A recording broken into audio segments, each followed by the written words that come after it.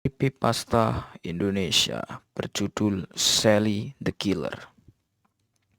Ini adalah cerita tentang Sally. Sally tinggal bersama ibunya, ayahnya, kucingnya, dan kakaknya yang bernama Ken.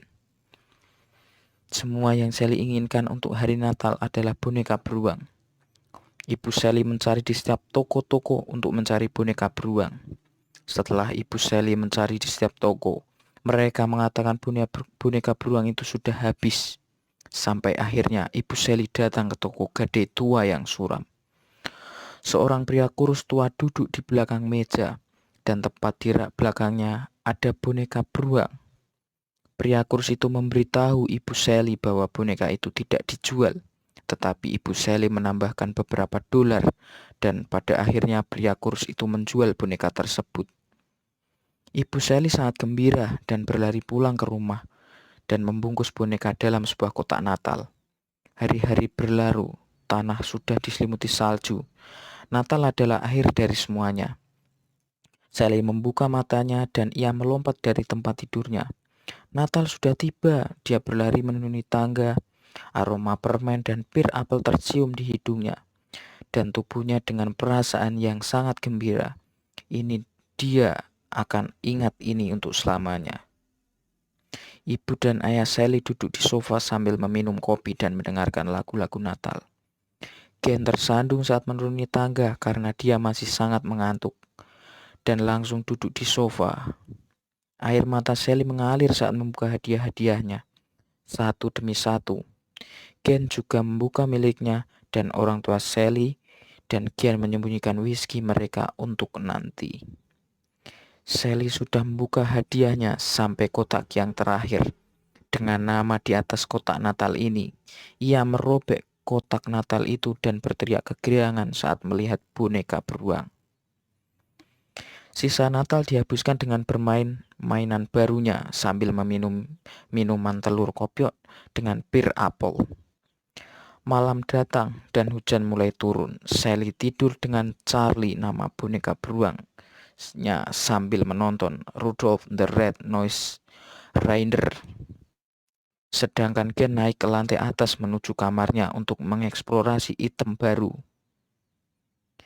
Ibu dan ayah Sally pergi ke kamar mereka sambil menikmati sebotol whisky. Ken duduk di kasurnya mendengarkan musik sambil SMS dengan teman-temannya dan juga sambil merokok. Tiba-tiba Sally perlahan membuka pintu kamar Ken sambil tertawa keras dan menusuk Ken dengan pisaunya.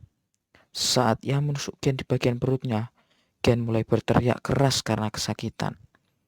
Sally terus menyerang Ken sambil memotong tubuh Ken dan darah pun juga mengalir deras di kasur Ken. Ken masih sadar sambil berteriak kesakitan. Jantungnya berdetak begitu cepat dan terasa sangat sakit. Ken pingsan dan akhirnya mati. Hujan sudah menghilangkan salju dari rumahnya. Ibu dan ayah Sally berbaring di tempat tidur sambil mabuk, menonton acara televisi sampai larut malam. Pintu mereka terbuka lebar dan cahaya dari televisi terlihat dari pintu kamar yang terbuka. Ayah Sally melihat suatu merangkak di bawah tempat tidur. Dia menganggap itu kucing dan terus menonton televisi. Ibu Sally sudah tertidur dan ayahnya mematikan televisi. Beberapa jam kemudian, Ibu Sally berguling ke samping untuk melihat ke arah suaminya. Ia melihat wajah suaminya, matanya tercungkil dan beberapa pisau menusuk di lehernya. Darah mengalir dari luka-luka suaminya dan tiba-tiba Ibu Sally menjerit. Sally menusuk tenggorokan ibunya dan dari belakang. Ibu Sally sulit untuk berteriak karena rasa sakit di tenggorokannya dan sampai akhirnya tidak bisa berteriak lagi dan mulai terjatuh. Beberapa menit kemudian Ibu Sally meninggal. Sally meletakkan mereka semua di sofa. Setelah selesai, Sally segera memberitahu kepada Charlie bonekanya. Ia melihat Charlie berdiri di ambang pintu menyatu dengan kegelapan. Kini hanya kau dan aku sekarang, Sally. Terima kasih, Charlie, Sally menjawab.